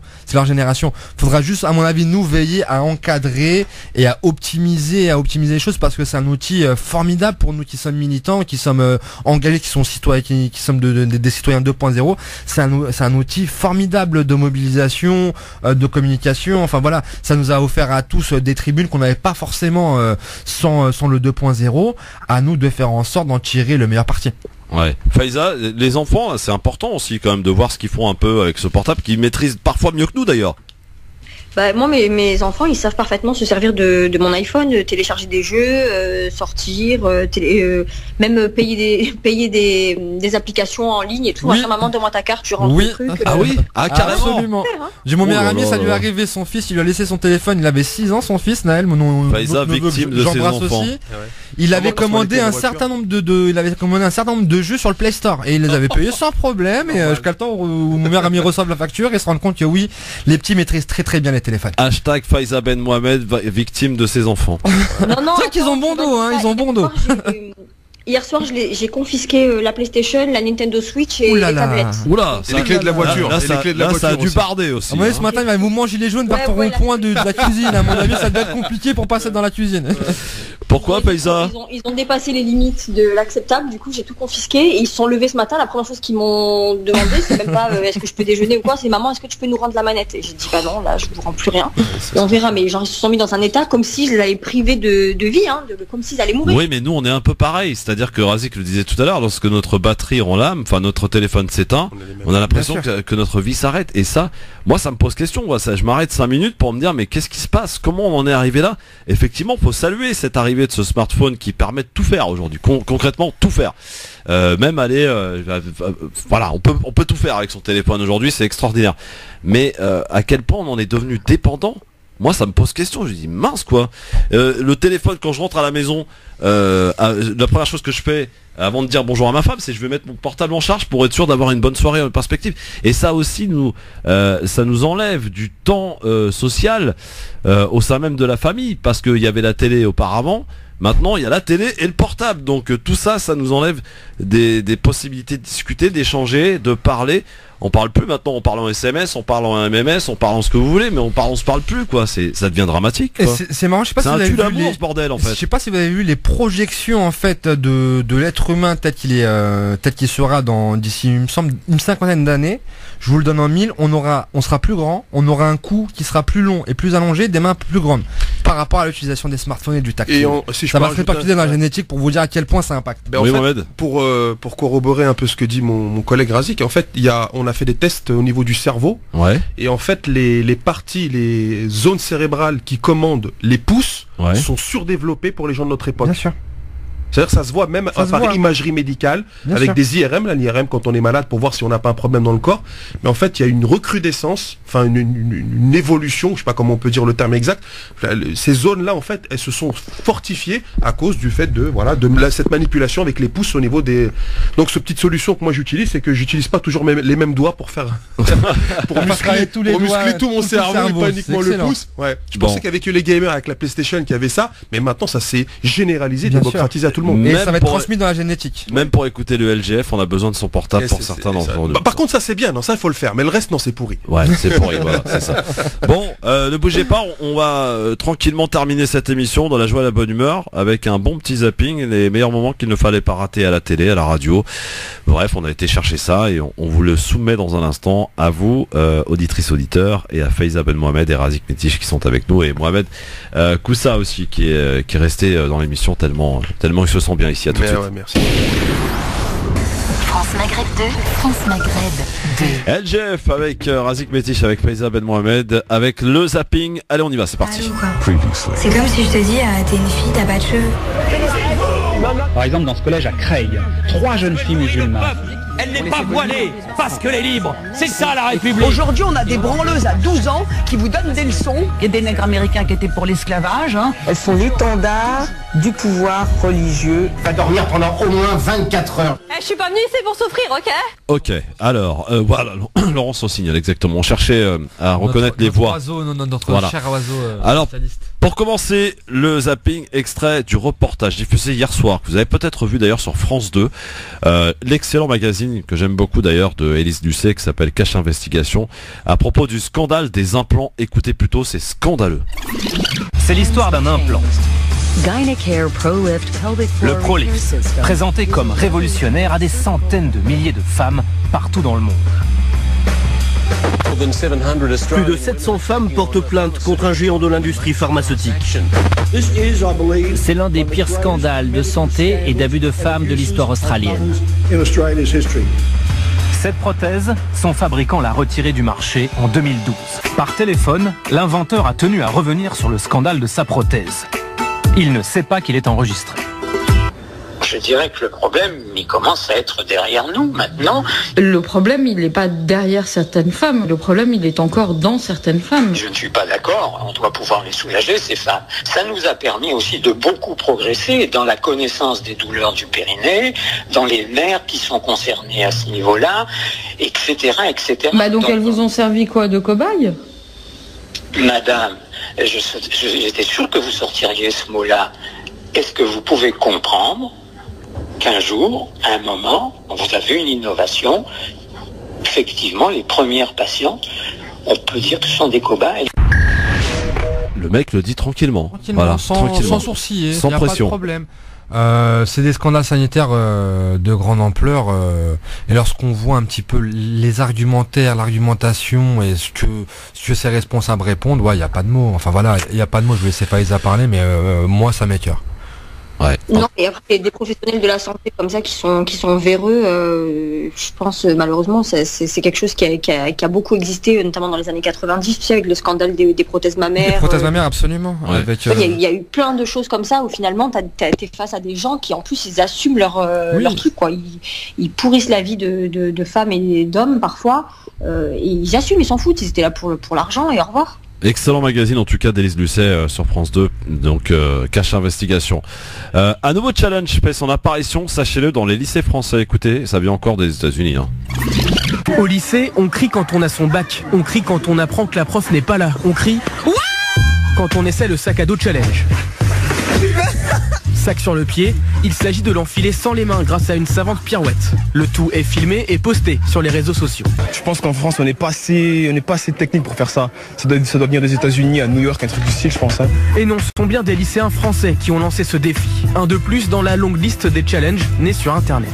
Avec les réseaux, ça se diffuse vite et c'est ça qui est bien. C'est une nouvelle manière que les jeunes ont de s'amuser, comme les vieux, à l'époque, ils avaient leur truc aussi, les bilboquets. J'adore. Alors là, je suis fan. J'adore. En tout cas, voilà. Mais à chaque fois, il y a un nouveau truc qui apparaît quand même dans chez les jeunes. Ça, c'est un truc de fou quand même, hein, Razik. Ils ont raison. Enfin voilà, si j'avais été jeune à leur époque et que j'avais Snap, un téléphone, une caméra, etc. Ouais, j'aurais sûrement fait des choses. Ah, peut-être le micro ouvert. J'avais pas ouvert le micro, dis donc. Ah, d'accord. Ah ouais. Donc oui, on aurait sûrement fait des choses si on avait été dans cette époque où on avait une caméra, Snap, etc. On aurait fait sûrement des challenges. Bon, après, il y a des challenges qui sont un peu dangereux. C'est ça. Ce challenge-là, il est drôle. Il est drôle et ça fait sourire, ça prête à sourire. Vaut mieux qu'ils fassent ce genre de challenge que des challenges qui mettent leur péril, leur vie en danger. Alors, je vous ai gardé le meilleur pour la fin, Faiza. Ça, c'est pour toi. Bien loin des gilets jaunes, Manuel Valls s'est fait piéger à la télé à Barcelone sur le prix du ticket de métro. Écoutez.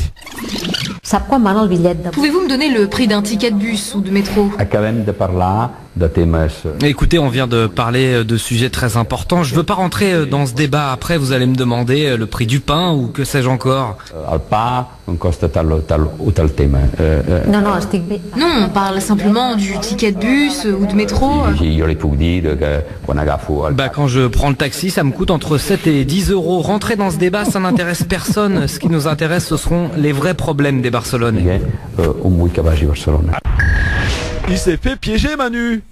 Non, mais il va se foutre la honte, même en Espagne, quoi. Je sais pas, moi, ce gars-là. Il a pas assez souffert de son ridicule ici en France qui va encore s'afficher de l'autre côté. Ce gars-là, il est déconnecté du monde. Je sais même pas ce qu'il faut encore en politique. Et à un moment donné, il faudrait qu'il raccroche ses crampons, hein, parce que ça va plus là. Vas-y. Un petit mot, ouais. Non, mais Manu la Malice. Déjà, on a Manu la Malice qui manique la langue de bois en différentes langues. Ouais. Langue de bois française, deuxième langue de bois espagnole. Donc il est excellent sur ça. Et puis on le voit essayer de noyer le poisson en espagnol, pailler, ramer, pour au final se rendre compte, oui, que t'es un parachuté, encore une fois, t'es parachuté à Barcelone, t'es pas légitime, et tu connais même pas le prix. Du ticket de métro. Moi je le connais, c'est 1,40€. Je peux lui dire, je me présente pas à Barcelone, mais je peux lui dire qu'il m'appelle, et je connais d'autres endroits à Barcelone, je pourrais lui faire un petit C'est cher les parkings à Barcelone, par contre. C'est extrêmement cher, surtout ce qui est cher, c'est la fourrière. Si vous allez à Barcelone en voiture, mettez, même si c'est cher, votre argent dans le parking, la fourrière vient vous prendre en voiture, et c'est extrêmement cher. Ça aussi, c'est pas Manuel Valls qui vous l'apprendra, vu que monsieur circule en taxi. Prends le taxi. Prends le taxi, monsieur. Beau gosse. Merci Faiza, bonne soirée, je t'ai presque libéré à l'heure. Presque. Hein. Presque, ouais, mais tranquille. Bonne soirée Faiza. Bonne soirée ma chère Faiza. À la semaine pro, j'espère, hein, oui. Ouais, la semaine prochaine, pas de problème, je suis là. Et elle sera samedi à la manif. Mais elle vous dit pas où. Inch'Allah. Merci beaucoup Faiza, merci mon petit Razik. Merci à toi, merci à tout le monde. Rendez-vous la semaine pro, toi aussi? Ouais. Après je vais sûrement aller au soleil, moi il me faut du soleil. Comment ça tu vas aller où au soleil? Asie du Sud-Est. Je verrai. Asie du Sud-Est? Ouais, Asie du Sud-Est, soit Thaïlande, soit Malaisie, soit Indonésie. Ah bah pardon.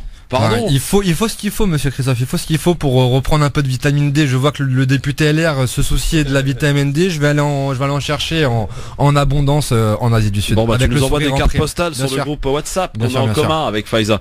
Bon, merci à tous. Bonne soirée. Demain, autre compagnie, Mehdi Chebaiki, Abdeslam Itache et également Nasser Lajili. Un beau trio demain. Et vendredi, je vous le donne aussi, il y aura Mehdi Chebaiki, mais qui sera de cette fois-ci à Paris dans nos locaux. Youssef Brakni et Tarek Mami. Ça promet d'être chaud aussi. Bonne soirée à tous. Rendez-vous demain 16h, toujours fidèlement au poste, tranquillement. Le rappel des titres de l'actualité. Marine Garel, bonsoir. Bonsoir à tous. Du nouveau dans l'affaire du meurtre d'Alexia Daval. Un cheveu de la mère de Jonathan Daval a été découvert dans la voiture qui a servi à transporter le corps de la victime. Jonathan Daval, mari d'Alexia, est le principal suspect dans cette affaire. Il a été mis en examen pour meurtre sur conjoint. Il sera interrogé demain par le magistrat instructeur du tribunal de Besançon avant une confrontation avec la famille d'Alexia en décembre. Édouard Philippe, le Premier ministre, insiste sur la nécessité de maintenir le cap en matière de transition écologique. Le Premier ministre promet toutefois des solutions pratiques d'accompagnement dans les mois qui viennent. Il confirme par ailleurs qu'il n'y aura pas de coup de pouce pour le SMIC l'an prochain. Édouard Philippe se dit également prêt à rencontrer les porte-paroles des Gilets jaunes. Hier soir, c'est le ministre de la Transition écologique, François de Rugy, qui les a reçus. Pas convaincus, les Gilets jaunes ont réitéré leur appel à manifester samedi prochain à Paris sur les Champs-Élysées. Le ministre des Outre-mer, Annick Girardin, est arrivé sur l'île de la Réunion ce matin pour rencontrer les Gilets jaunes. Le climat est plus serein, mais les échanges sont toujours aussi vifs. Échanges qui se sont poursuivis dans un salon de la préfecture pendant plus de 4 heures. 23%, c'est le chiffre du jour. Près d'un quart des arrêts maladie prescrits par les médecins ne sont pas respectés par les patients. C'est ce que révèle une étude publiée aujourd'hui. Un chiffre en hausse de 4% en un an. C'est dans le secteur de l'hôtellerie-restauration que les salariés s'arrêtent le moins. C'est aussi le cas des artisans et chefs d'entreprise. Les partenaires sociaux se réunissent aujourd'hui pour évoquer cette question des arrêts. Le CHU de Saint-Étienne a été condamné à rembourser plusieurs millions d'euros dans l'affaire dite des emprunts toxiques. Le centre hospitalier voulait renégocier ses prêts en demandant la nullité des clauses d'intérêt des emprunts, voire l'annulation de ses contrats. La Ligue des champions de football, défaite interdite ce soir pour le PSG face à Liverpool. Paris, actuellement 3e de sa poule, compte sur ses 2 stars, Neymar et Mbappé, remis de leurs blessures. Coup d'envoi de la rencontre, 21h au Parc des Princes. France Maghreb 2, service, info, musique, divertissement. France Maghreb 2. France Maghreb.